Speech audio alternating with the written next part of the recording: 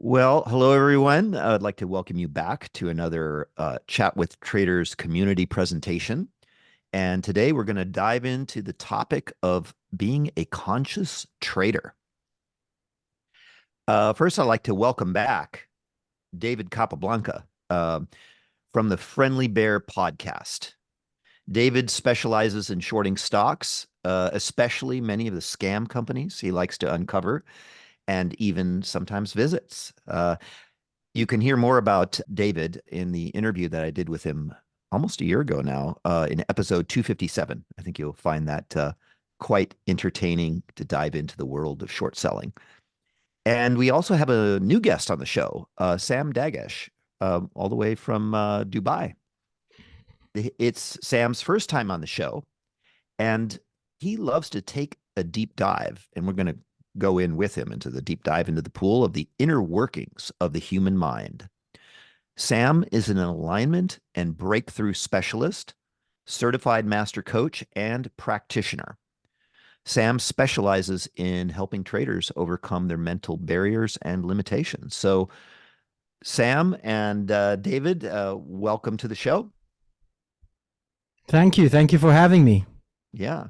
Thanks, guys. Thanks for having me. It's good to see you guys again. That was a really fun podcast that we did, interview the Colombia reminiscent. I reminisced about my trip to Colombia. It was very entertaining podcast about my trip about uncovering a scam cannabis company. Yeah. Right, right. Yeah, and especially a lot of the inner workings of how shorting works. It's a much deeper dive than just your typical shorting education that you may get online.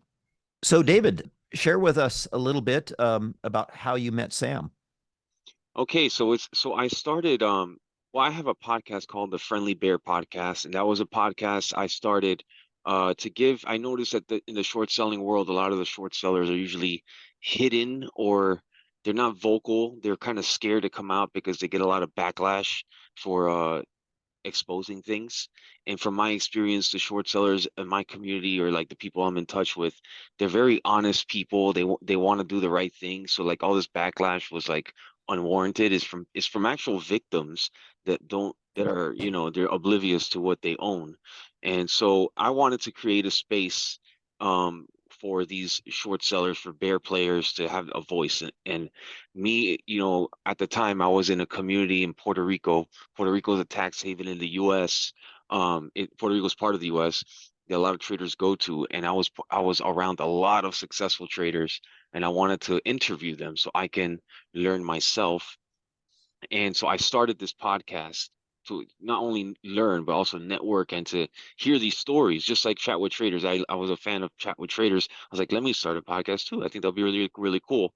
And I started this podcast called The Friendly Bear.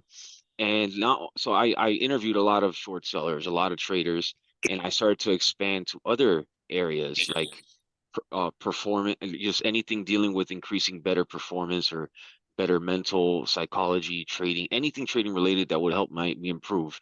And I had a friend that was a trader, and he actually he was based out of Dubai, and he did some work with a breakthrough, an alignment coach, and that was Sam. And I saw it on YouTube. It was like one of his videos. He was popular on YouTube, and I saw one of his videos with Sam, and I was so taken away by it. And me and my friends were saw the video too. I showed it to my friends, and they're like, "Man, this guy Sam it's really cool, man." Like we were all talking, having conversations about it, and so I was like, you know what, I'm gonna reach out to him so to come on my podcast. And this was 2021, and this was about 6 months after um 6 months after that I saw him online. And Sam came on, and I was in Puerto Rico, and I remember that day specifically because in Puerto Rico, it's an island, it's a small island. It's not as sophisticated with technology like the US. And actually the air conditioning went out in the office, and I had an appointment with Sam to do the podcast. And you can't tell in the podcast, but I am really sweating. uh it was really hot in there. And I don't think I ever brought this up, but when I look at that podcast, I'm like, wow, I was really sweating. They don't even know. I was kind of like, you don't know how hot it was in there. It was like a sauna.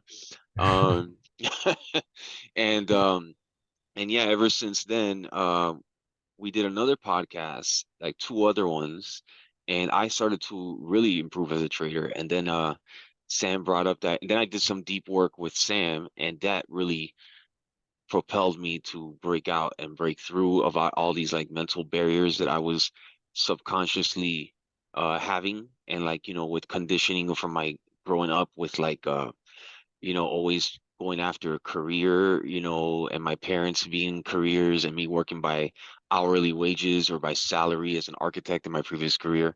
And so breaking through, instead of thinking about size, like position sizing, like 1,000 shares or 100 shares, it'll be it's just another zero. It's just another zero. Breaking through limiting beliefs, um, you know, giving myself credit, like, your self-worth, like having a different view of yourself. Because for a long time, I didn't realize like um, all the work that I've done, the value that I had. I didn't realize my own value as a person and as a all this self-improvement that with trading in the trading journey, you're going through this journey of self-improvement as you improve in trading. So it goes hand in hand. And yeah, so with Sam, I broke out to and just keep improving. It just kept exponentially improving. And we decided the idea came up to start an academy to help other people do this because, for example, Sam is just the one-on-one sessions are it's for a lot of people, they can't just it's expensive, so we came up with a way to make it for like everybody can do it, so anybody like that started out like me can do it. So and it's been great to like help others change their lives and get better at trading. So, and it all starts with the mental work, and Sam is the mind alchemist. Yeah, great. Thanks for sharing, David. Sam, share with us a little bit about your background and what was a trigger to get you into the deep field of psychology and study of mental barriers and what have you. Wow. So firstly, thanks again for having me, and for everyone that's here. I don't know if it's good morning or good evening. It's evening by me from Dubai. So yeah. So just to give everyone a background. So as you introduced me to as an alignment and breakthrough specialist. So I'm a practitioner, which enables me to work with different modalities within the subconscious mind. People know it as the unconscious mind. And my journey led me into the space of trading, as David mentioned. Actually, was by coincidence. Initially, I worked with a general C level corporate leadership, and slowly but surely, I had a gentleman who was a trader, an influencer, which I didn't even know at the time, who reached out to me because he has suffered from anxiety. So he had a lot of severe anxiety. And this is a common thing among a lot of people, which is, anxiety or fears of the unknown, etc. But as I was working with this trader, at the time, he mentioned to me that he was a trader as well, and he was becoming more and more in depth of trading, and he was enjoying it. But he had a barrier to making a certain amount of money, a return, and he was saying, I can't seem to break $5,000. So I was like, that's interesting, and I was like, well, where's that come from? And he says, well, that's my previous experiences. Every time I come close to hitting a certain number, I think it was 5,000 at the time, I end up losing. I end up just messing everything up. So I did some neurological work. I changed some unconscious processes with beliefs, because at the end of the day, it's a belief that you have, and what we believe we perceive, and what we perceive we experience. So I worked on that, and then spent about 6 to 8 weeks with him. And then after that, all of a sudden, he broke free. So he started making 10, 15, 20, 30,000. And he was very public about it. And a lot of the times when we work with traders, they're not public. So he went public, and that's how David came across and knew my story, because he was like, I want to share with the world, not only that I heal from, and overcome anxiety, I'm also a better trader today. And from that time, things started to grow in that space, where I started working more and more with the traders, and then I got into more into the trading psychology and getting myself into it more and more, and obviously coming across David, and over the years getting more and more experience with working with traders. So the passion itself or the work itself, it really doesn't matter if you're a trader or not, because fundamentally speaking, it's all about our conditioning and our personality. And our personality will always come across in different parts of our life, including trading. So however you are as a personality in your life, and the habits and the discipline levels you have will also reflect in your trading. So we know this to be true because it's a direct response. It's a holistic approach. So that's pretty much how I got into this whole ecosystem of traders, and it's been a pleasure working with traders. And I have this more and more. I fell in love with the space more and more, because it really does change people's lives. When, of course, when we talk from a return perspective of what they're making and how they can change their lives, but understanding that there's a big component which is the mental side of it. A lot of the times you can be the most skillful trader, but if you have mental blocks, if you have limiting beliefs, if you have negative emotional responses, it will affect your performance, no matter how skillful you are as a trader. So understanding that there's a fundamental part to the human psychology and our conditioning and how we perceive ourselves and we perceive the market plays a role. Great. Well, speaking of limiting beliefs, David, I don't know if you could share with us one key example of a limiting belief that you had, and how did it impact your performance, and were you aware of it at the time? How much of this is conscious and how much of this is unconscious? Okay, so for me, one that stands out is when I started to make a certain amount per month. I'll be like, 100,000 a month, man, that's a lot, or 50,000 a month, or even actually at first when I had like my first $10,000 a month, I was kind of oblivious to, like, wasn't even checking the amount I was making, so I kind of cruised through the 10,000, and then when I check at the end of the month, like, wow, I made 10,000, and so I started to be aware of it. And when you start to be aware of it, you're like, it becomes really hard to to break through like certain levels, like 15,000, 20,000. I'll become like in scarcity mode. I'll be like in fear of losing money when I hit those barriers. And then so it was hard. This is before I met Sam. And then I would have like, I think before I met Sam, I was like around my biggest month was probably like 40,000. And or like when my account size hit a certain amount, I remember I was having trouble anytime my account size would go to like 60,000, I would be like in fear mode, and I would wire the money out to safeguard it in my bank account.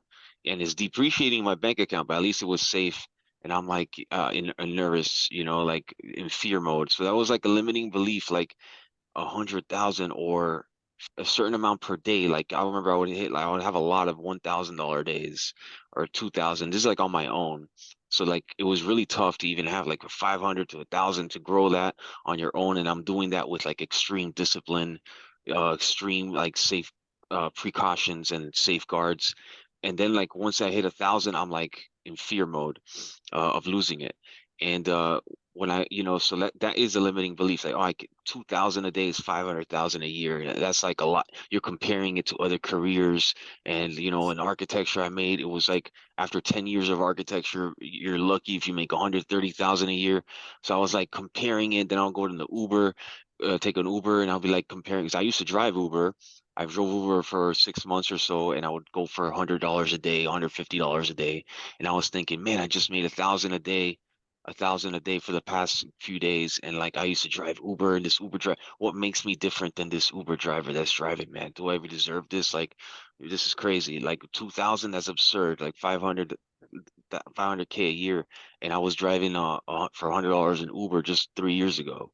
Um, or like I'll go to the grocery store, I'm ringing, and you're waiting in line, and I'm staring at the grocery clerk, and I'm like, man, this is $15 an hour, and I just made 1,000. This is crazy. So like, if you're stuck in that, like, how do you grow to be 5,000 or $10,000 a day or 15,000 or 20? How are you going to exponentially keep growing, keep hitting new levels if you have all this mental barrier of limiting beliefs constantly crossing your head nonstop?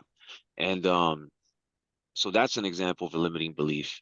Um, that was like the first one that pops in my head. Or just like a limiting belief of just like what's possible. You know, why can't I have like we just had a conference last year. Why can't I be a speaker at a conference and share my story and I have a podcast, and like why can't I, you know, because like for a long before we had that conference, like that was like a 2 year in the distance. Like, man, imagine in the future I have a conference and people, and actually it was a lot easier to do than I thought it would be. I already had Mhm. everything in place to do it, you know. Mhm. So like, but so that's an example of limiting belief. Like you know, so like why can't you do that? Why can't you do this? Like I just came back from having breakfast at the 70th floor in the Intercontinental in downtown just an hour ago with one of my brokers, and you know it's like why can't I do that? I didn't even think in the past like breakfast at the Intercontinental 70th floor during the day. Oh my God, that's like absurd. Like that must be super expensive, but actually it's really attainable. It's only $50, you know. So like, and I made this money. I can make in trading. That's like nothing. So I used to be like having all these limiting beliefs all the time. Like for example, I have a gym membership now. That's a nice gym. I used to think that gym was like so far out of reach. Actually, it was not. Just you sign an app. It's a social club gym. You sign an application, they do an interview, and it's affordable if you're a profitable trader. But I used to think that was like, oh, it's only for rich people. Oh, only you know, you need to be a celebrity to go in there. And I have like all these limiting beliefs constantly, all the time, like going through my head. And you know, when you're on your journey on your own and you don't have a community, you don't have anybody, it's like the only reference you have is your previous life, you know. So but like it's changed, you know what I mean? So um yeah, so it's the main thing is I would say is to be aware of these things first of all. Like once you're aware, is that's like the beginning, you can start to like change it up and make the moves to rewire new habits in, and then these Mhm. new habits and new behaviors and new routines, and you attract people that are on this, you know, you'd be surprised when you, man, like the people around me now um are for everything that like, you know, I'm trying to achieve, and like they're supporting me, not like doubting me, because like the people in my previous life, they would be having limiting beliefs on themselves and would project it on you, you know. Mhm. So you know, slowly as you realize your self-worth, as you realize what's possible, and you start to, you know, see things differently, you're aware and you start to see things differently, you're able to shed those people's negative projections from for example, for me, my previous life, I don't even like, it doesn't affect me. And I just like Sam said to me the other day, focus on what you want and not what of you don't want. A lot of people focus on what they don't want, the negative Mhm. things, and the brain Mhm. is your search engine. Sam was Mhm. talking about this the other day, and he can probably elaborate. It was really. Mhm. And just yesterday, one of my friends, Ellis Hobbs, he's a former NFL player, set a lot of records in the NFL, the American football, for those who are international. And he said the same things to me exactly yesterday. So my brain is like searching for these things now, and like it was always there. It's like Sam has this analogy of the yellow car. Like the yellow car was always there, but now since your brain is like aware of it now, you're able to see it and like, you know, extract from it. So like when my friend Ellis mentioned, you know, focus on what you want, your thoughts become your reality. I'm like, oh my God, that's exactly what Sam's talks about. Mhm. So like in the past, in my negative, you know, it's crazy because I had a potentially really nice career, architect, 9 to 5, you get a salary, uh, you know, you travel once, you know, vacation 2 weeks a year, whatever. Um, but like I did focus in those careers, 9 to 5, and I mean, not to talk bad on it, the world needs architects and they're a big impact on society. But having that 9 to 5 job wasn't serving me for training, because like I would be surrounded by colleagues that weren't happy with their own lives, and they would project things in the corporate environment.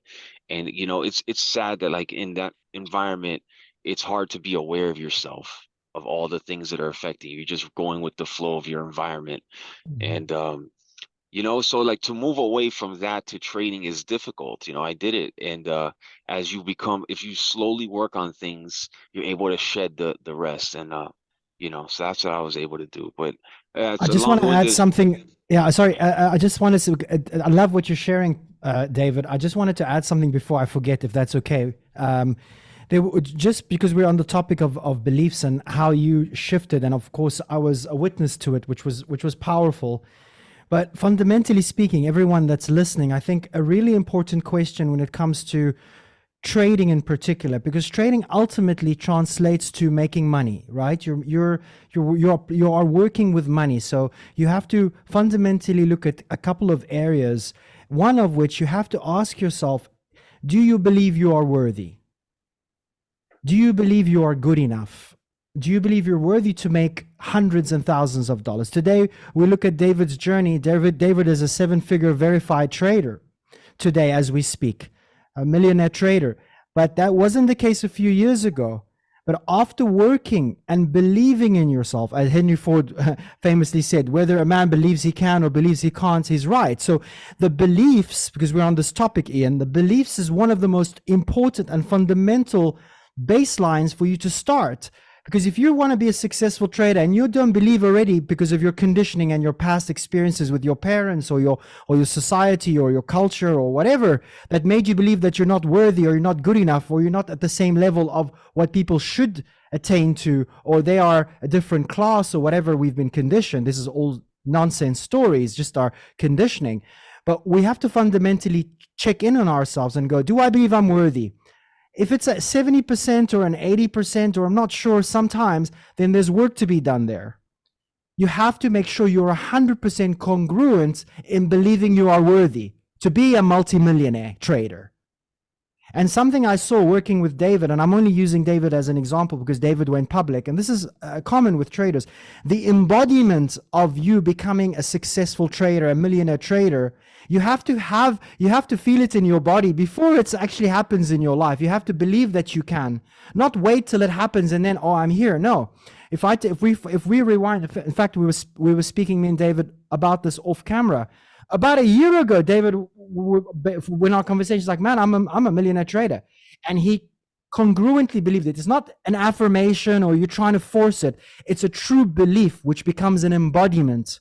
So you start to think, act, behave, respond, be professional as a trader, and that's what it starts to manifest in your life, because you become that person, you become that outcome before the actual outcome. But that starts with the belief. This is just something I wanted to add to everyone that's on the call, and obviously those that will listen to this. Sorry, and back to you. Oh, yeah, great. Thanks for sharing that. So, Sam, would you say that limiting beliefs are mostly, if not entirely, unconscious, and it's part of our automatic way our brain works and we don't question them? I mean, and how can we illuminate them, become aware of them, and overcome these limiting beliefs? Because it sounds like it's deeply embedded in almost all of us. Very good question, Ian. So let me break this down briefly, because we could go into this topic for hours. So what we need to fundamentally understand is all beliefs are decisions. All beliefs are decisions. Whether we decided it consciously or unconsciously based on our experiences in life, we ultimately it's a decision that manifests, and then it becomes, through consciously or unconsciously, it's ingrained in us. So yes, there are some beliefs that are unconscious, that we are not aware of, but it's actually very easy by simply digging in, reflecting. One thing that David does so well that's helped him over the years is he's such a good person at journaling. And we always tell this to our traders: you have to journal. Journal, because when you journal, you start to learn more about yourself. What's in your mind, it comes onto that paper, and then you can go, oh wow, I didn't realize I think this way. Where's that coming from? And then you can trace it back. So it's not really hard to find out if you have limiting beliefs, through conversation, through reflection, through journaling, and also through just asking the right questions, and understanding or working with someone that knows how to identify your blind spots, and then go, oh wow, I didn't realize I have this and this and this beliefs. But the fundamentals are there. The easy ones are pretty much there, specifically in the line of trading. You have to believe in yourself. If you don't, that's going to affect your confidence as a trader. Even if you're the most skillful trader, you got to have a level of confidence that comes from self-belief again. So all beliefs are decisions, just to recap on this point. And they happen. How do they happen? They happen from experiences on repetition and how they made us feel. You see, the feeling integrates that into the unconscious mind. So if you grew up in a household where your father or your mother kept saying to you, you're too lazy, you're stupid, you're a loser, you'll never become something, and that's been happening on repetition, what happens is that's not a nice feeling when someone keeps saying that to you, especially if it's your parents or your brothers or sisters or someone in your environment. But after time, especially with repetition, you start to probably think, oh, maybe that's true. Maybe I am that way. Maybe I am lazy. Maybe I am not disciplined. Maybe I'm never going to succeed. And it becomes an unconscious process. But ultimately, what caused it is an external conditioning, external experiences that allows us to think and believe and decide that about ourselves. So I love this because when I work with traders, it's always a decision. You're just a decision away from undeciding that's who you are. And of course, we work with neurotransformational tools to do it on an unconscious level, but awareness is the first step to change. And once you are aware of it, then you can take the steps to change it. Now, going back to David, I'm sorry if I keep using you as an example, but it's just easy because you're here, and I know you're an open book. But for example, going back to what David was talking about, self-worth. It was hard for David to make a certain amount of money because he was unconsciously comparing himself to the guy selling him some groceries or the Uber driver, because he was once an Uber driver. So he was in that experience. So he has an old version of himself. Wouldn't at that old version, because if you stop an Uber driver today, I mean, guys, if you stop an Uber driver today and you say, hey, do you realize that if you learn how to trade and you study hard, you can become a millionaire? How many Uber drivers would actually buy into that? How many Uber drivers would actually make a choice and make a decision and believe in themselves or believe in that, right? So that's the storyline, the old and the new. So what I had to do with David is I used to say, but because that old version of you, which was in the Uber driver, didn't believe you could be dining every night at a steak restaurant, because that wasn't that version of you, but you are worthy. Because that version of you didn't believe you were worthy, because you were working and you had the lack mindset, like I'm worried about my dollar, every dollar counts, versus an abundance mindset. An abundance person that goes, no, I'm worthy. I believe I deserve it. I deserve everything that I want in my life because I'm putting in the work. I'm disciplined. I'm doing my part. And that's how everything starts to change. Sorry, back to you, Ian. Oh, yeah, great. So I'd like to transition to habits, the subject of habits, because habits are frequently ingrained in us through repetition, like we talked about before. So specifically bad habits. David, could you share with us some of your early bad habits, and were you aware of them? I mean, how long did it take to become aware of? Yeah, so one major bad habit. All right. So when I was I think after I fixed this habit, or took action to put it to end, I almost immediately became profitable. It's just, maybe it's coincidence, who knows? But it was so I grew up in Miami, and I'm in LA now, but like in Miami, once you're 18 or 21, you go to South Beach. It's the way of life over there, and you start partying, and in South, all the nightclubs and stuff. So that was like the thing to do. That's how you become cool or whatever. So I was really caught up in that in my 20s, all the way until college and even graduate school of just around alcohol and partying and nightlife. And I actually was able. I thought I was just a functional person while doing that, because I went to college, I got my degree, I went to graduate school, got my degree. I was really good in school, and I was still having partying on a lot on the and during the weekends and at night. And in 2019, so I started to study trading in 2016, and I traded very small accounts, and I really didn't have any money to lose, so that was a good thing. And so I didn't have any money to lose, but I was pretty much break even or slightly red the whole time, and I would study. And as I was study, I would still go out. I would still drink at bars and stuff and hang out with friends that were doing the same and lower frequency stuff, I would call it. You know what I mean? Like what Sam would probably refer to as well. And in 2019, I was like, you know what? I dedicated more time to studying, and I was like, in order to retain the information, like I can't be like drinking because like if I drink one night, the next night I'm hungover and I sleep in, and that's study time wasted, and that's like mental fog. I'm not feeling good. I'm dehydrated. You lose a whole day. So I was like, you know what? December 15th, 2019, I decided to no more. I just cut it off cold turkey. The first like 60 days or so, New Year's comes and everyone's like, hey, why aren't you drinking on New Year's? Come on, have a champagne. And I made a decision. I want to be a trader, a profitable trader. And I'm not gonna do this anymore, man. And trading is super hard. And I know it was hard because I was from 2016, and that's 3 years of like part-time studying and getting involved. And I was like, if I'm gonna leave my career and switch it, the odds are super stacked against me. Um, I got to eliminate this in order to give myself a real shot. Because like trading is hard. Very few succeed, as we all know. And I was like, I got to cut out some bad habits. And this was clearly one of them. And I cut alcohol out December 15th. December 31st, 2019, I remember um, everyone's toasting at the bar. I went reluctantly. I went to the bar. I didn't want to be even around it because I'm trying to completely stop. And everyone's like, oh, David doesn't drink. And then some people would be like, oh, how long you haven't been drinking? I said, oh, just like a month. Oh, come on, it's just a month. So I realized quickly you have to tell people, you have to kind of lie to them. You got to say, 2 years. 2 years was the magic number, and then they'll leave you alone. But if not, you're going to constantly get pressured to like, oh, just cause come on, it's just been a month. You're not really gonna quit. Everybody says that. So then, December 31st, 2019, I said, okay, everyone's drunk already, and I'm not.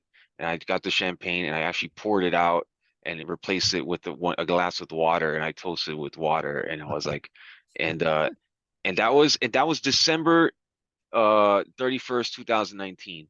Then January came, guess what happened? February, COVID. And then May 2020, I had my first $20,000 month. I don't think it's by accident. So from December 2019 when I quit drinking to like January, February, I was still studying. I was grinding so hard, and I was prepared. My behavior started to switch up. Now I'm developing even better habits and better, because like once you don't just cut out alcohol completely, now you're able to double down on like better eating habits because you're not because if some people eat well for a whole week and then get blasted on the weekend, and it's like all that good work is like a setback and you got to start over. So like now I was just encouraged to just eat better, feel better, study more, retain the information. And yeah, COVID happens. Um, no, March 2020, we had the market halting down a couple times. I had a significant loss of my black swan event of an OTC stock.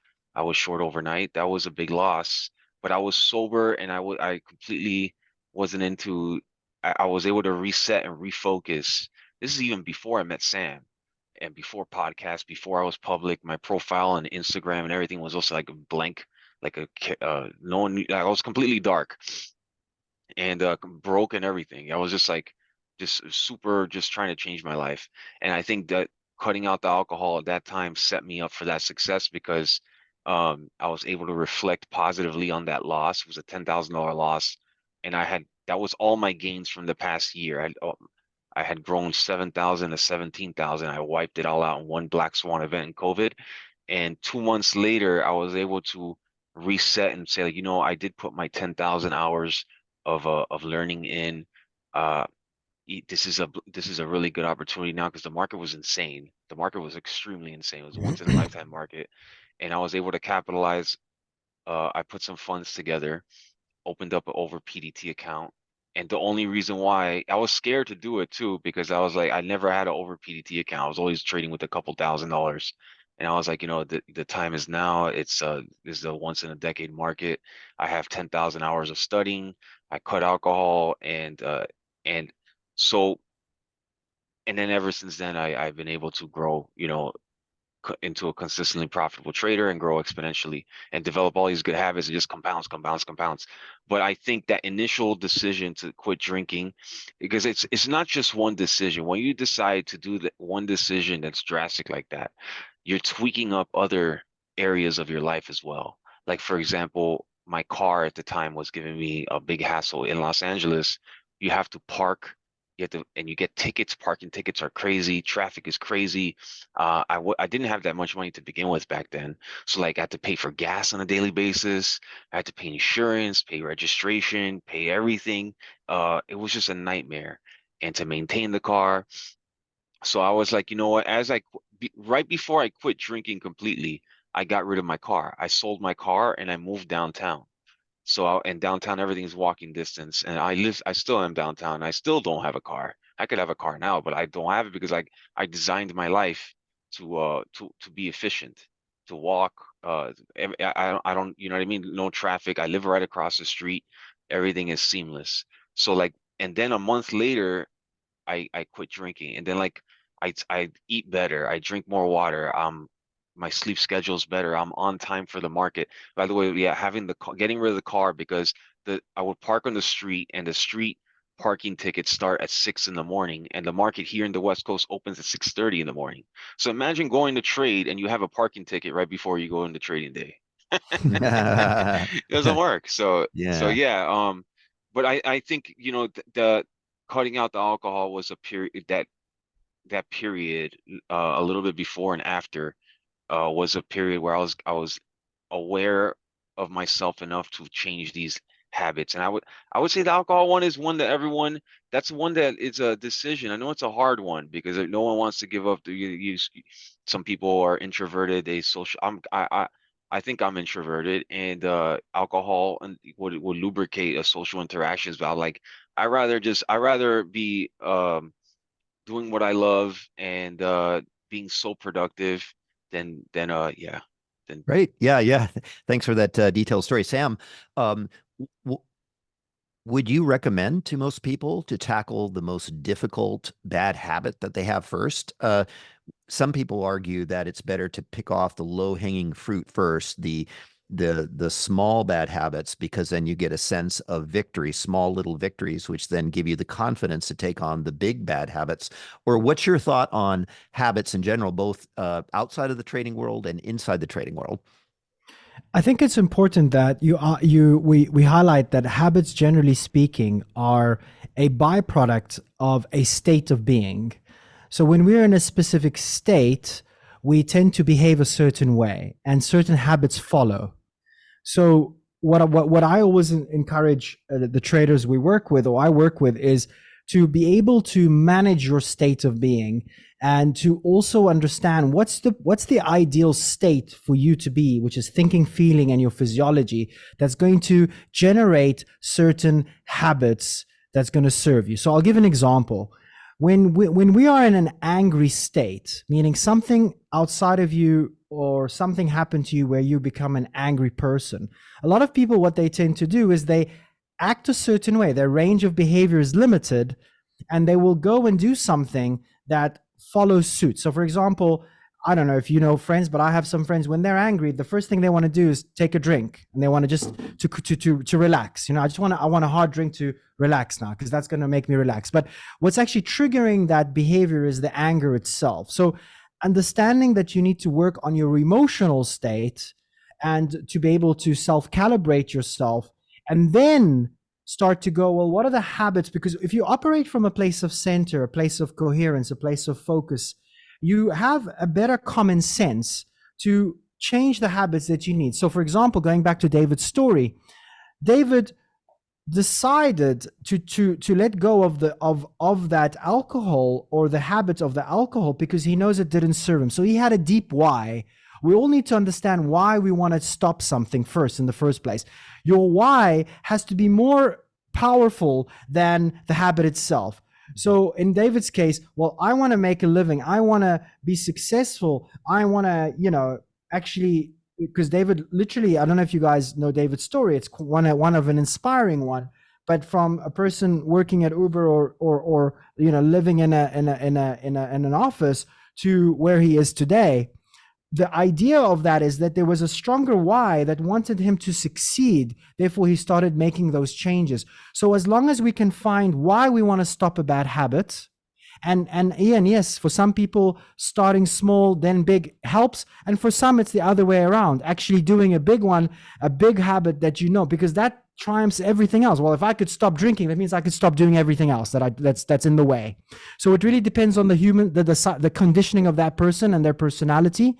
But generally, just to tie up this point, first and foremost, understand your state and what triggers you to have these negative habits, what triggers you to start behaving a certain way, and then come from that place of understanding that you need to manage your emotional state and then make those decisions with a deep why, which will ultimately allow you to change and get over those habits that are in the way for you to succeed or to become a better version of yourself.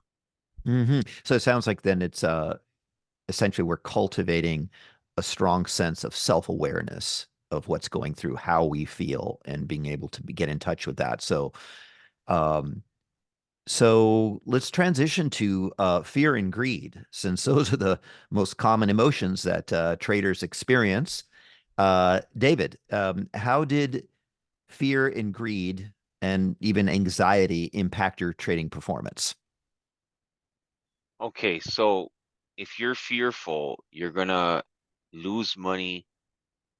That's not favorable for trading, So like if you're in a trade and and you're being, your emotions are being dragged into that, you're not gonna make good decisions. So if I'm getting, like, for a short seller, if I'm getting squeezed and I'm getting super scared and antsy and panicking, it's not gonna serve me. So so what you do is you come up with a detailed plan, and and you have rules, and you go by those plans and those rules and those measures, and in anticipation of, like, of those things, of what's going to happen, and you just go, you play it by that, so your fear doesn't get involved, and so that's where stop losses come in place. Broker stop loss comes in place. Scaling in, I have a plan. I have like 5 bullets for my entry. I have a certain size, and that's my max size. These are all pre-decisions I've made before. So, like, but early on, and if you don't have that, you're gonna be driven like a wild animal. Like, your fear is gonna be you don't want to be like that. That's not what profitable traders or professional traders do. To be driven by fear or driven by greed. Um, you can use it for positive things. Like, you need to be able, I mean, everybody has fear and greed. We're human beings, but we got to use it in a positive sense where it's helping us grow and not a detriment. It's not like a negative thing, like, um, like greed, like you want more and more and more for, like, and you could have taken this profit. You want something, the way I see it, you want something you can replicate over and over and over many times, and not, and, like, you're gonna leave money on the table. I already understand that. So yesterday I entered a trade and I got out for a nice profit, sure. But the stock kept dropping a lot further. And I was telling my friend, a trader that's in my community, I was like, they asked me, oh, if you would have held it, you would have made so much more. And I'm like, yeah, but I don't do that. I have thousands of trades like this. I just replicate my process over and over. And that's going to serve me well at the end. I'm going to make, I know what to expect when I do this thousands of times, as opposed to, yeah, you just hold it till the end of the day and it will drop. Look at it, look what it did. I was like, yeah, well, that's not my process. I know a lot of times those kind of stocks, they come back up, and, like, I know what I do works. And I'm a 90% verified winning trader, and it's like, it's just a result of how I trade. It's not like I'm not aiming for that. It's a result. It's a healthy result, and I know myself, and, like, that's what I go by. So you can't let the greed drive you to make bad decisions. Like, for example, I don't trade nano float stocks that have under a 1 million float, because the supply can be taken up by someone nefarious, and it's technically legal. They don't have to file a filing that they own a high percentage of the stock, if they get rid of their position at the end of the day. And I know I've come across traders in Puerto Rico playing softball on the Sundays. You're playing with a group of traders, and one guy is like, "Oh yeah, man, I actually, you remember that stock? Yeah, that was me, man." And he hits so I'm like, wow, this guy was the one that. So like, it just takes one person with $1 million, or I don't know, some of these floats, 500,000 float, and the stock is at 50 cents or $1 or whatever. It doesn't take that much. So I know I don't trade nano float stocks, and I've interacted with people that have confirmed my thesis. Um, and so like that's part of my identity. But there's a lot of traders that are newer. They see the stock go up and they're like, "Oh man, it's up 200%. It's a beautiful short." And then they short it and it goes 1,000%. And it goes halt to halt to halt. It skips. They don't even have the liquidity to get out. And their account goes negative and they owe their broker money. So like I never want to be in that position. So I know even if it looks like the juiciest short, it's really not juicy because I understand supply. They don't understand supply and demand. And in this case, very tight supply, limited supply. So I just have a rule and it's clear cut.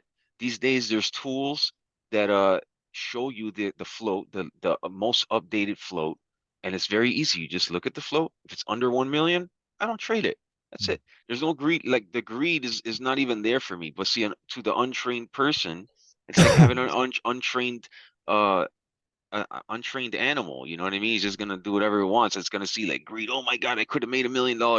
Oh my God. Yeah, but you could have also owed your broker money. It's not a good risk reward. And the stats, it's really hard to track these with data because the data will never show you the liquidity of the stock. I know people because these are black swan events, and one or two of these can blow you up, can set you back your whole career. So it's not nothing is ever worth your whole career in one trade.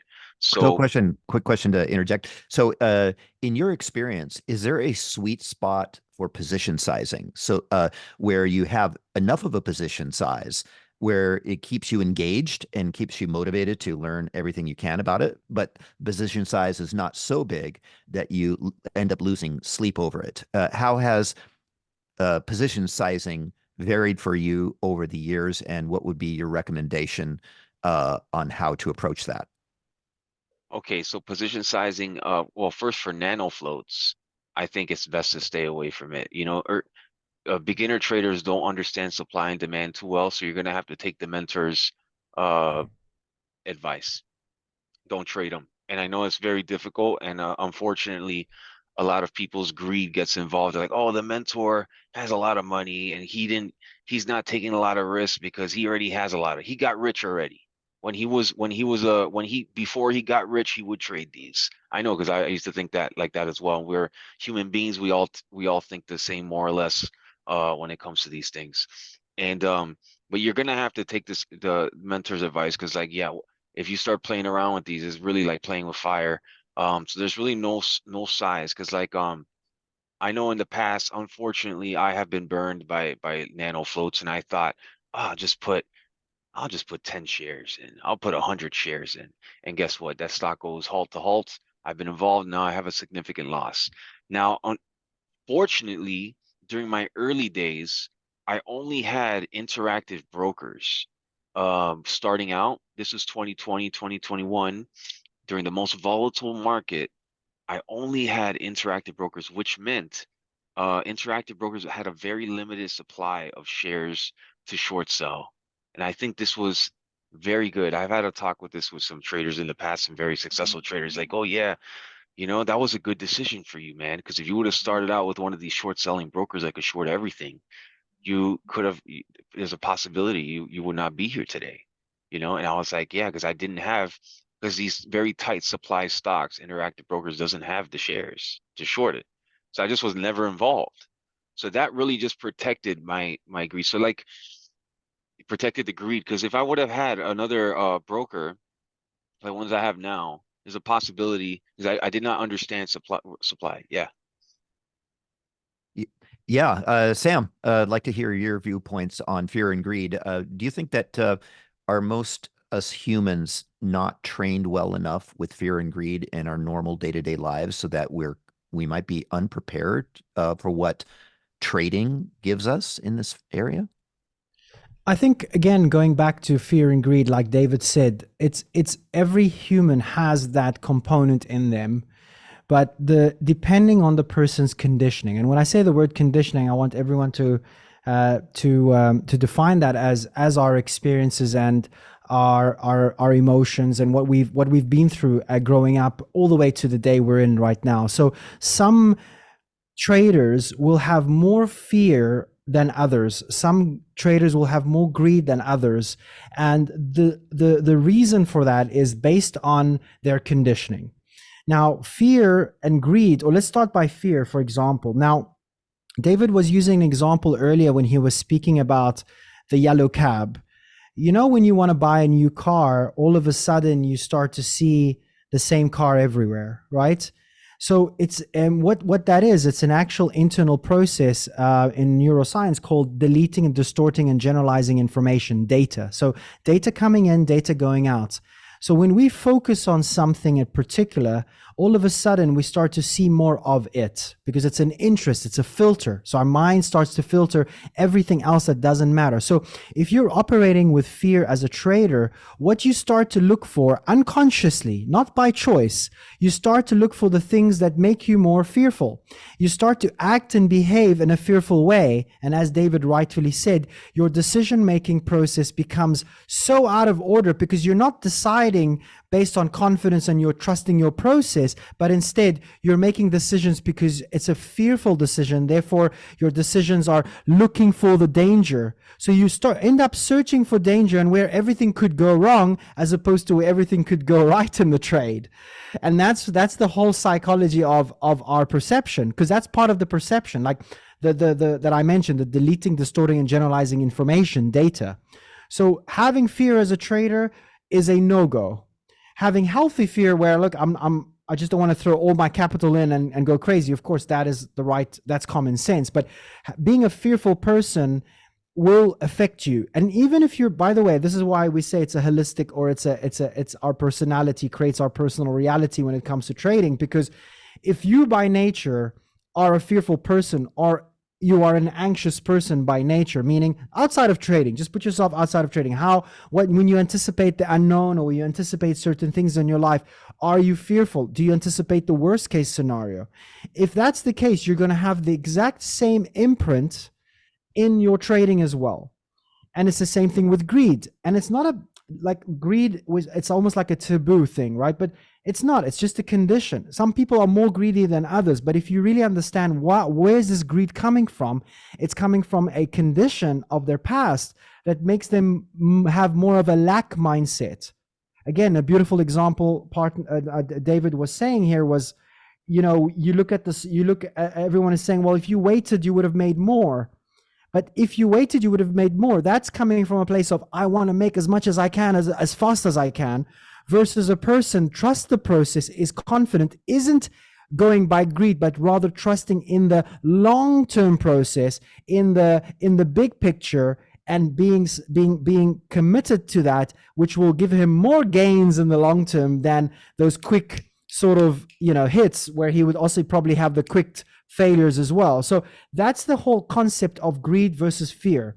Both are normal, but you have to have them in check as a trader. Otherwise, it will overtake you and you will go and search for what could go wrong. And, like in life, we focus on something, as I always say, where you focus your attention is where you focus your energy. And that's where you will continue to see more of. So we don't want to have a fear mindset or a lack mindset for that matter. Mm-hmm. So then, Sam, would you say that it's very important then to create a process, a structure that protects ourselves from both our fear and greed, this process that brings us back to more of an equilibrium state?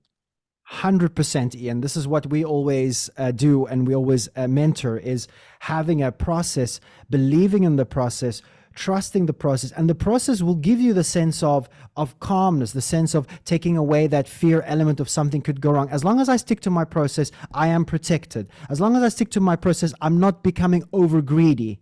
But this is where this is where the internal battle between greed and fear and sticking and having discipline with your process. And that's what we obviously focus on is the discipline part, because if you're not disciplined, good luck with having 10 processes. you're either going to lean onto that greed or that fear of yours. But ultimately, having a process, Ian, as you rightfully said, is definitely a first step in the right direction to sort of taming that and coming back to a neutral state, a state where you are more, you can actually focus on your skills and the trading process as opposed to worrying. So earlier, we talked a little bit about self-worth, and so the question, this question is for both of you.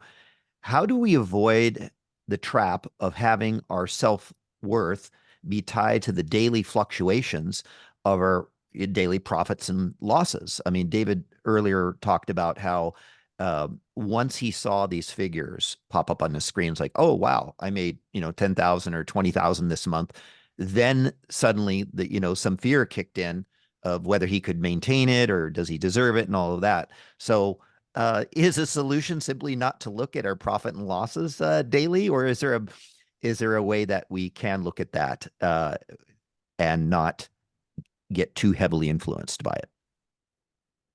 So I don't know. first, You go for it, David. yeah, the first okay, the first way I tackled it was to I had multiple accounts. I spread my money out, so it's smaller. So my brain was able to like interpret the money, like it didn't seem so overwhelming. I kind of compartmentalized it.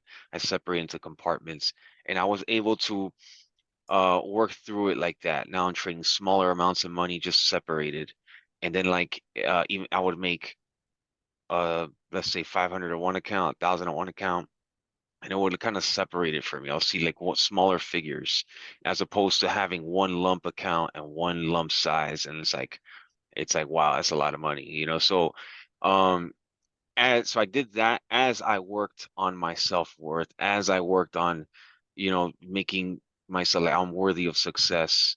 Sam and I we talked about for myself, like, David, you put in the work, everybody has free will.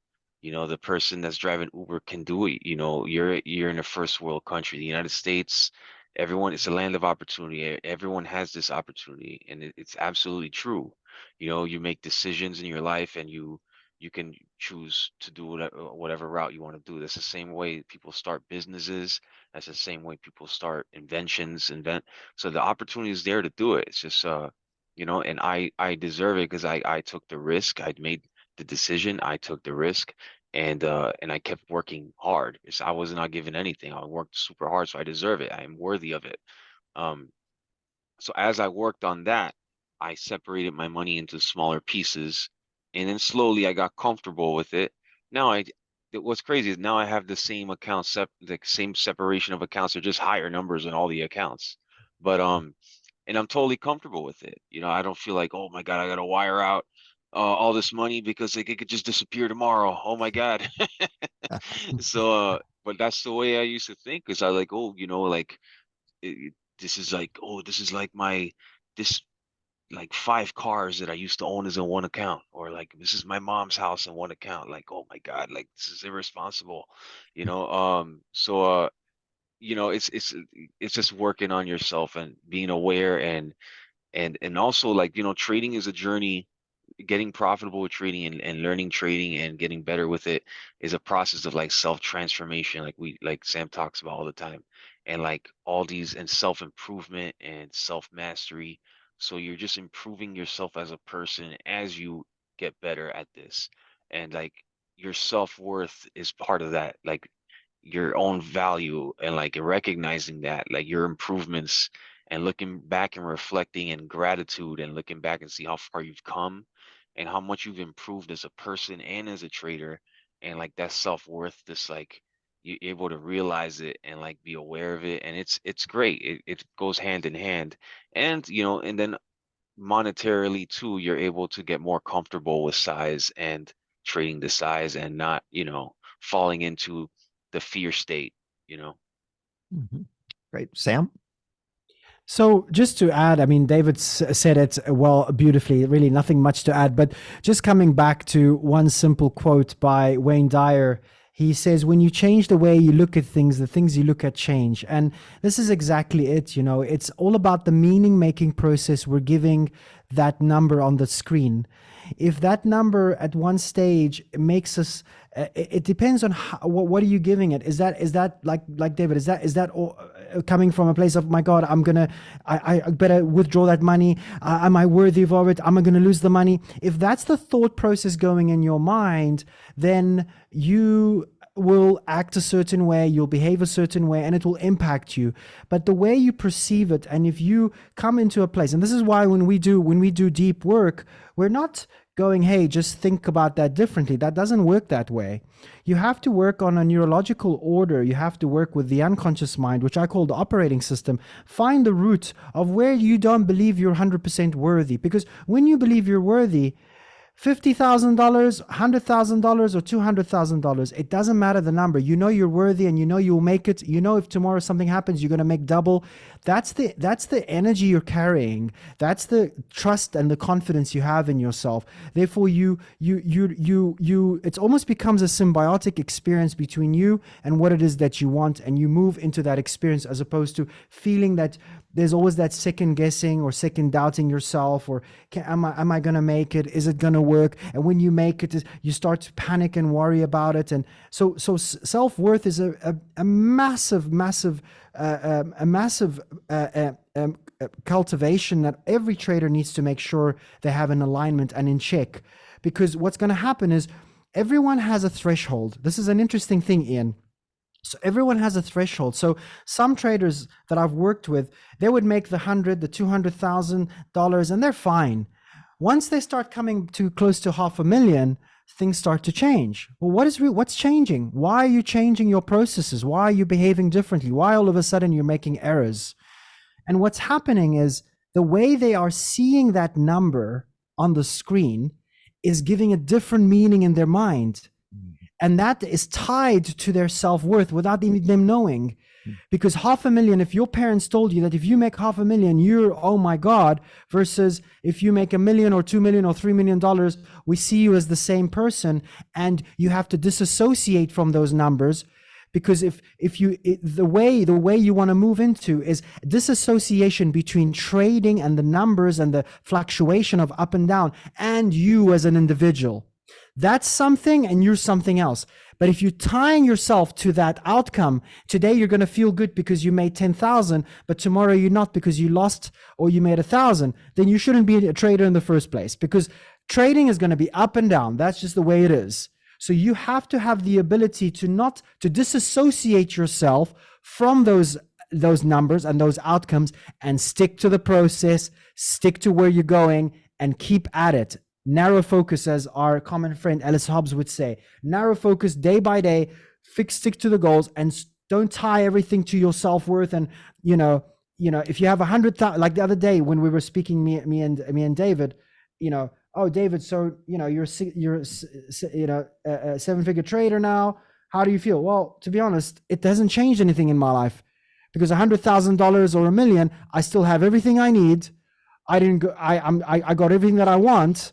So it hasn't changed, but it changed when you made 100,000, when you were sitting with 5,000 or 2,000 in the account. That's a different feeling. So when you get into that mindset of understanding that it's just an extra zero, it changes everything, and it no longer connects you to that outcome. 1 million versus 2 million. You can ask David, because he's the man in that perspective. He'll tell you it's not much of a difference. It's not much of a difference, because it's the same feeling. Because what does it mean to you? Does it mean it's going to change your life? No, because changing my life was the first $100,000, and that was a game changer. But 1 million versus 2 million is not really going to change how I feel, and therefore the meaning is different. Yeah. So back to you, Ian. Yeah. So in other words, do you have tools and methodologies to interact and discuss this with traders so that they don't sabotage themselves prior to reaching these levels? I mean, I imagine that some of this may be unconscious as well, and that Yeah. may not be unleashed until Yeah. they hit certain levels, and then the fear kicks in, and it's like, Hmm. well, wouldn't it be nice to have a training before you get to Hmm. that level so you can maybe have smooth sailing through the Yeah, process? very good.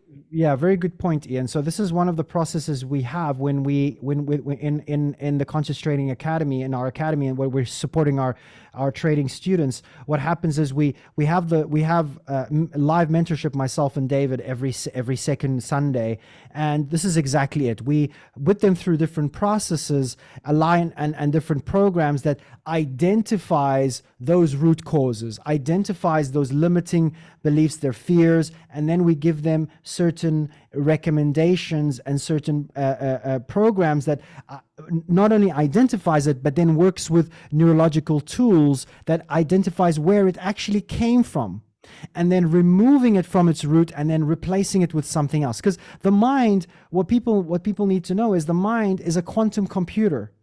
In fact, the first computer ever created was a replica from how the mind works, in terms of its operation, because the mind is the software, the brain is the hardware. So everything's interconnected. When we understand that you can tackle that through a program, pretty much, if you want to, like, metaphorically speaking, that goes and identifies the root, which in other words could be a virus, that's throwing you out of balance, releasing that and replacing it with a program that's more assertive. That's the unconscious mind. 95% of who you are, Ian, and I'm putting you on the spot, is a set of unconscious processes. Only 5% of you is the conscious mind. So most of your habits, your behaviors, how you perceive someone, how you put them in a box, whether we know it or not, because we all do it, is an unconscious process. And we don't have much of a say on it until we know that we need to change something because it's starting to create imbalances in our life. Then we have to go back to that space, and then obviously have professional support to identify, upgrade, release, recondition the mind. That's what we call reconditioning. Mm-hmm. Great, Sam. Thanks. Let's open the floor up for questions and answers. If you'd like to ask your question verbally, you can hop on and or you can type it in. Peter?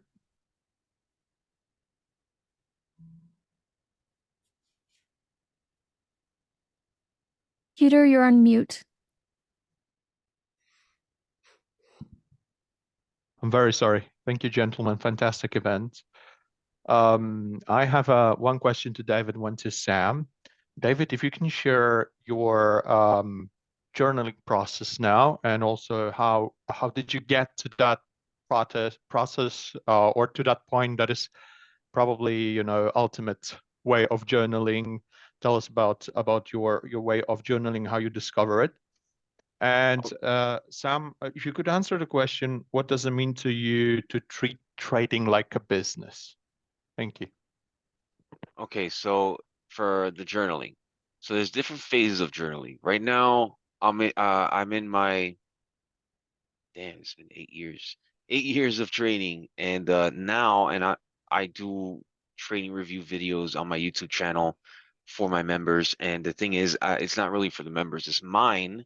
It just so happens I made it available for the members, but it's authentically mine. This is my way of doing it now that's efficient for my routines.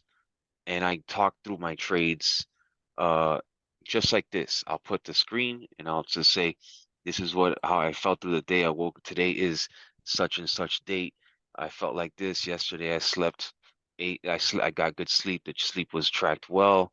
I woke up, I did my thing, I did my normal routines, and I was feeling good into the day. This is what I saw in the pre-market.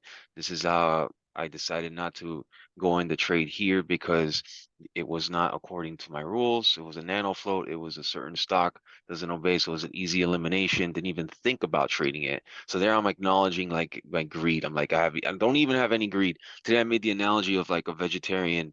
You put a tomahawk steak in front of a vegetarian filet mignon. He's not gonna do it. It's not his rules. So that's how I want to feel when I see a stock pop up that's not according to my rules. Like I want the vegetables. I don't even want the filet mignon. I'm not vegetarian, by the way, but that's how I'll just talk through it. But my first, but this is a higher level. Once you've proven to yourself that you're profitable, you have thousands of trades under your belt, thousands, then you can become a little bit, I would say, I don't even like the word lazy, but you can become a little lazier like that. I consider that when I transitioned to doing only that, I thought it was a little bit lazy. I was like, man, because I was doing from 2016 till 2022, I would go and write it all out. I would write like on a loss, I made it a point to do 800 words, like a college essay, 500 to 800 words. And I would go and journal every single thing about that loss. And then I would find with the losses common denominators. And that's where I decided to eliminate them. And on top of that, I was using trading software. There's Trader View and Trader Sync. I did Trader View, and then to eliminate cost, I would use the free version. And then later on, I transitioned to Trader Sync because they have an app, and I was able to analyze the trades on the go. So it's like I'm constantly when I was doing that, I still have Trader Sync, but I don't write the words out. I speak them.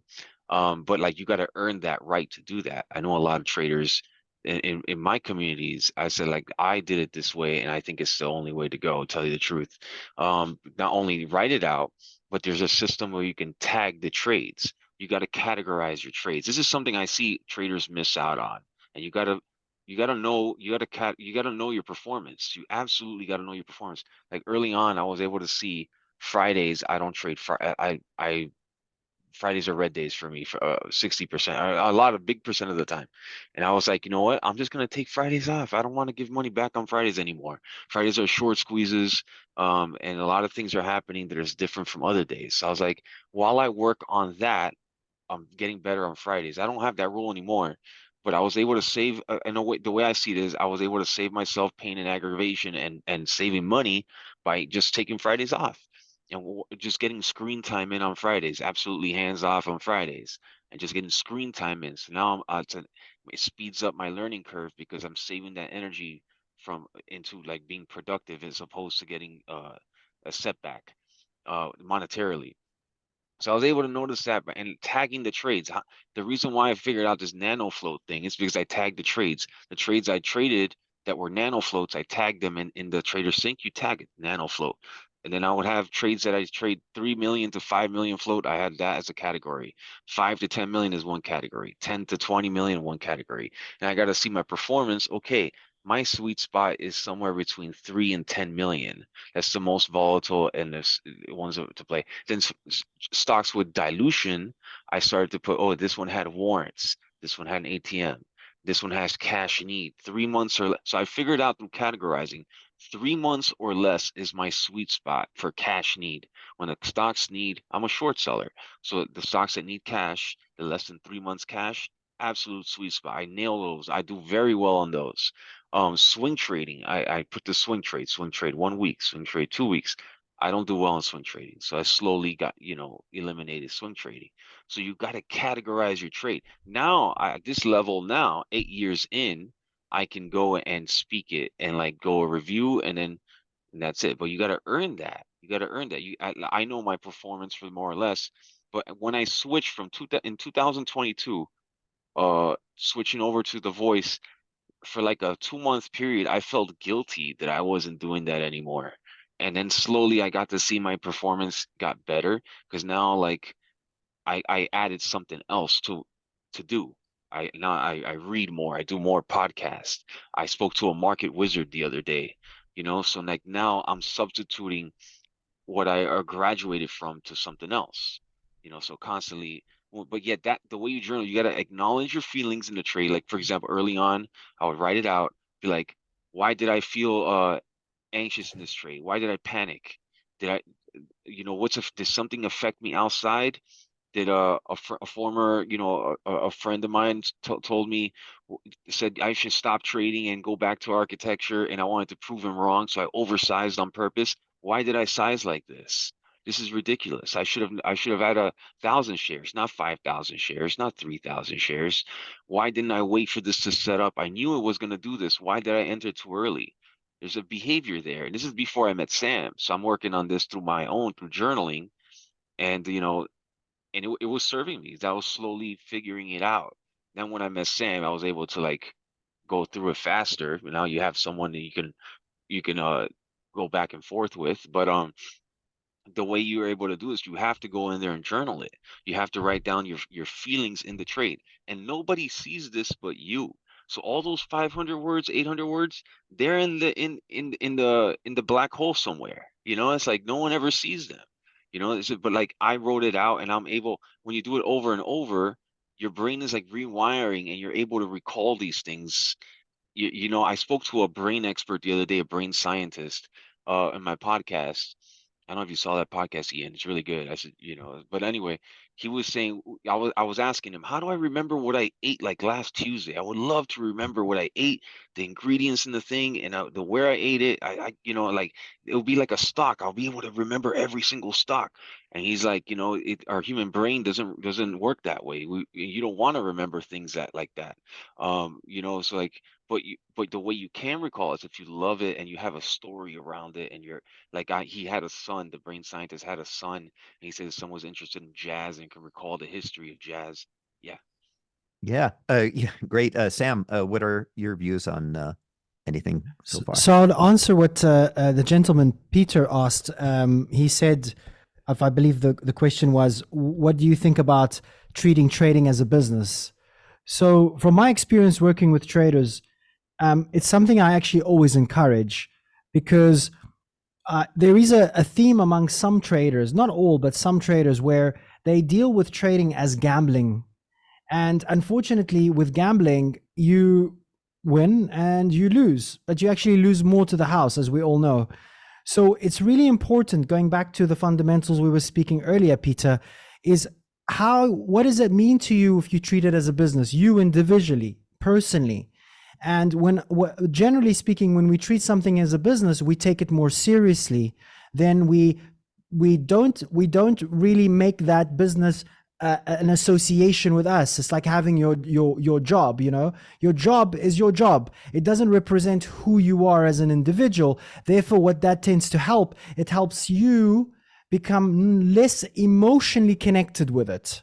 Guys, it's all about your emotional states and how you perceive things when it comes to you as a trader.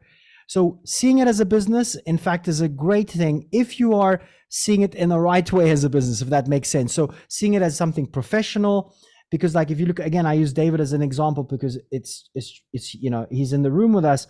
David is extremely professional, extremely disciplined. He treats this as a business because it is like a business for him. This is his day to day. It's a profession for him. You know, it's not a hobby. It's not something it's a profession. So treating something professionally naturally means it's like a business. It's something that is taken seriously. So depending on how you're perceiving it, Peter, it's going to definitely help you. If it makes you feel you treat it more seriously, you don't allow it to connect to you too much emotionally, then yes, I would definitely encourage that. And I do encourage that generally. It's better than seeing it as a hobby or as something else. Sam, we have a follow-up question from the audience. Actually, we have two questions. One for Sam. Any books that you would recommend to identify and tackle limiting beliefs? And then later for David afterwards, when you clash, what are your thoughts about when you talk about trading psychology? We talked about having a strategy with an edge. Many pro traders say to focus on the strategy that has an edge. What is your advice for developing traders? Sam, the first part. Sure. So I'll answer. I'm just seeing Daniel's question here pop up. So Daniel, so I studied under a few mentors, and one of the there's a few out there, but one I would encourage you to look at is a book by the name of Becoming Supernatural or Breaking the Habit of Being Yourself by a fantastic gentleman from the a leading neuroscientist, actually one of my personal mentors. I studied with him, Dr. Joe Dispenza. I'm not sure if you're familiar with that name. I would encourage you to read his books. But when it comes to going into the depth of limiting beliefs, because I studied this, and this is one of the areas that I studied, it's important that you go into a process that teaches you to identify the limiting beliefs and then teaches you how to remove it. And this, in fact, is one of the if you visit Conscious Trading Academy, we have a section called the Blueprint, which actually does exactly that. So it teaches you about yourself, about the beliefs, and more importantly, an actual neurological tool or technique to change the limiting belief and replace it with something that is more empowering. So it's one thing to know about it, but what's actually more important is to change it. It's to actually do something about it, right? So this is important. So I hope that answers your question, Daniel. David? What was the question again? The question about the question is, many pro traders say to focus on the strategy that has an edge. What is your advice for developing traders? Okay, a strategy with an edge. So you can't just copy someone else's strategy. That's what that works for the other person, depending on the capital they have, their background they have, their pain tolerance, and you know, their net worth, you know, their all that. So you got to discover through journaling and through tracking your trades your own performance, and you got to work. You can get ideas of strategies from other traders and from mentors, and you can tweak it to your own. You know, and you know, for example, for me, I liked scams, right? Well, I don't like scams, but I understood them. I was like, okay, so this is a manipulated stock that's being pumped, and eventually it's going to come down. So I understood the cycle of it, and I was able to like find a strategy within that that works for me. So you're able to, you know, like find it, like modify it for yourself. You do that through tracking, experimenting. You're like a little scientist, experimenting with a small amount of shares and tracking your performance and writing it. And that's how you develop your strategy. And once you find one that works, like I said earlier, you got to replicate it. You got to see it for yourself to replicate it thousands of times. And that's the way. That's a profitable strategy. And you're gonna leave a lot of money on the table. Stocks are gonna go crazy. Stuff. The market's going to go crazy here and there, but you stick to your one little niche, you stay in your lane, and you keep doing what works for you as you experiment with other things. And then you slowly expand your strategies. It's like a business. You don't just open up a bunch of, let's say a restaurant, you open up a bunch of restaurants. You start with one, you experiment certain things in the menu, and then you expand and grow some more employees, and maybe you get another one, do the same thing. Maybe you hire and duplicate the manager. I don't know, something like that. Um, you know, so that's the way you go about it. You treat it like a business and you find out what works for you and you expand slowly to other strategies. Now I have like, I don't know, probably 10, 15 strategies, but I started with just one and the pump and dumps. So Um, David, you have one quick question on how did you trade in 2020 after the COVID crash? okay, so after the COVID crash, I during that time, I'm here in the West Coast, 1 in the morning. The stock market has the pre-market, which is 4 in the morning Eastern, and the market opens here at 6:30 in the morning. So I noticed as I was studying, I was living in the office, like Sam mentioned. I held back on saying being public about that for a long time, but I was really living in the office, man. This same office, it just didn't look as cool as this.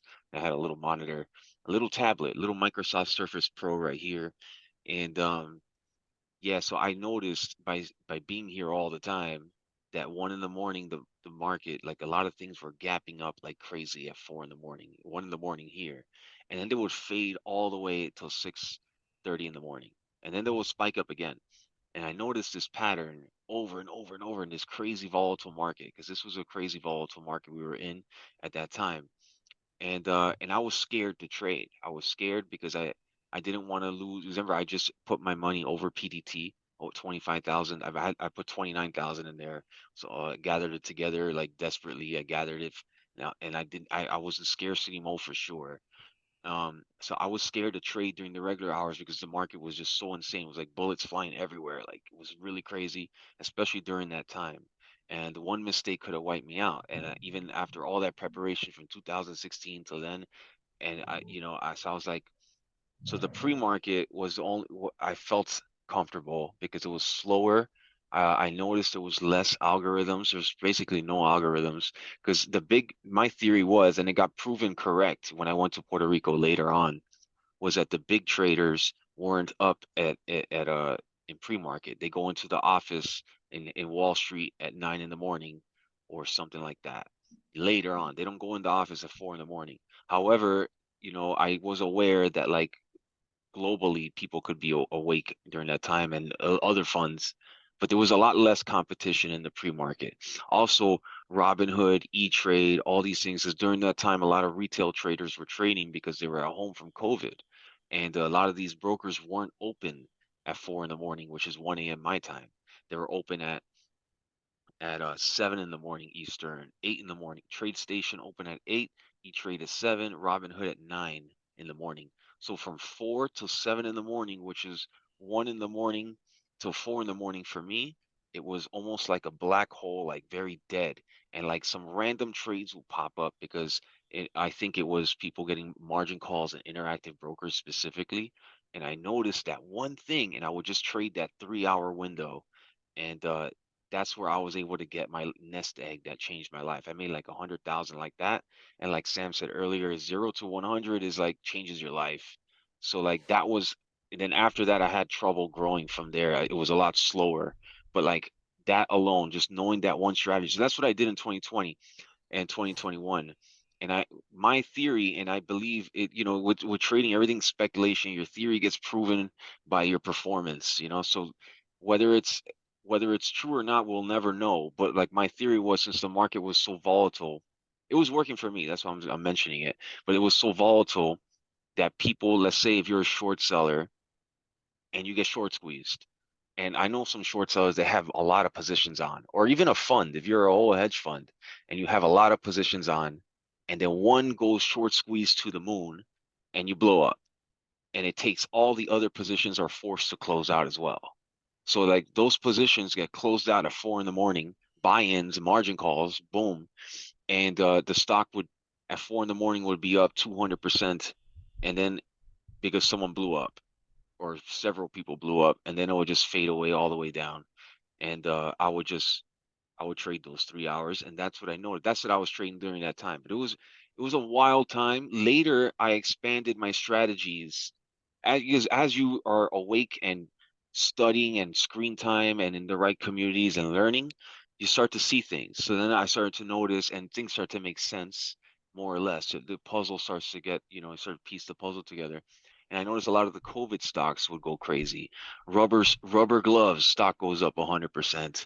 Um, Clorox, and ventilators, everything. So when I started to understand dilution, okay, the company needs cash. They have all these warrants. They have ATM in place. They need cash. They have 3 months less of cash, and the stock goes up 300%. They're going to be able to tap in. They're going to want to tap into that dilution to raise cash. So I started to understand these things by observing it and slowly dipping in with a small amount of shares. And slowly, as I got confidence through my performance and tracking it and journaling it, I started to increase size. And with the capital, I started to, the nest egg money I started to get from the pre-market, I started to expand strategy. And then now I'm able to when I see a small cap COVID stock go up, or a sympathy play. We talked about this on my podcast, on your podcast, when we did the sympathy play to Tesla. Tesla was going crazy during that time. And guess what? A small company, I remember there was one, they do like electric golf carts. That FUV, I remember. F Frank U University V Victor. FUV was a golf cart company. Elon Musk said Tesla is we have these shorts, these satin shorts, shorts available on Tesla.com. You can buy them for $60. I don't know if you guys remember that. These sexy shorts, because he was making fun of short sellers that shorted Tesla. And then the FUV stock, the golf cart electric stock, the CEO came out and said, we have FUV long johns, these like long, skinny spandex pants for working out. And the stock is soaring because of long john skinny spandex pants. He's like, go long FUV. We have these long johns. Tesla has the short shorts. We have the long johns. The stock goes up 150%, and they have paid pumps. I get the emails and texts. So now I have more conviction to short this thing during the day, even though the market is bullets everywhere. I'm narrowing my focus into just that specific niche and this stupidity. And I'm able to capitalize on it. You know, Hmm. and by the way, that stock is like a pennies on the dollar now. It was like 30 bucks at the time. Well, what a great Great. lesson in history. Sam, so turning back over to you, what do you guys have going on going forward, and how do our listeners get in touch with both of you? Well, yeah. So I will. Firstly, I will be in LA next month for our second Conscious Trading conference, which I'm super excited. The first one was really lots of fun.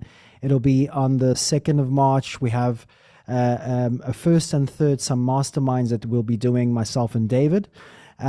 So that is something I'm really looking forward to. And it's nice because it's a space where I tend to connect with traders from all across the US that come and fly in to meet myself and David. Besides that, it's our Conscious Trading Academy. I mean, for us, we have live mentorships, myself and David, every second week. We've created a beautiful Conscious Traders Community, and I mentor the mindset. David mentors the skill set. And then, of course, aside from all the other in-depth programs, that is all built on skill set and mindset, because we really believe that today, for us to become, or for a trader to be really successful, you have to look at it a holistic approach. You have to have the mind in check, and you have to have your emotions in check, and then you have to have your skill set in check. One or the other that's missing creates an imbalance, and this is really our mission, myself and David, is to provide, you know, David's experience and my experience over the years to those who are open to receive, to open to learn, you know, that's pretty much where we're at, Ian. Great. Well, thank you, David, and thank you, Sam, for coming on Chat with Traders Thank you. Community, and thank you, everyone, you. for Thanks, guys. coming as Thank you well very in much. your questions. Look forward to talking with you again in the future.